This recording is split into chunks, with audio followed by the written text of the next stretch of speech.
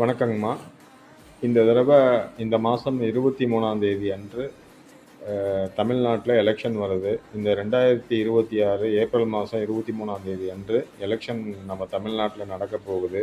இந்த தடவை எலெக்ஷனில் நம்ம புரட்சித் தலைவர் எம்ஜிஆர், தலைவர் திரு மு கருணாநிதி அவர்கள், புரட்சித் தலைவி ஜெயலலிதா அவர்கள், திரு விஜயகாந்த் அவர்கள், இவங்க எல்லாமே நம்ம இந்த எலெக்ஷனில் அவங்கள நம்ம பார்க்க முடியாது. ஸோ நம்ம அவங்களுக்காக ஓட்டும் போட முடியாது. இந்த தடவை நீங்கள் எந்த கட்சிக்கு ஓட்டு போடுறதா இருக்கீங்கம்மா? அதுக்கு என்ன காரணம்மா?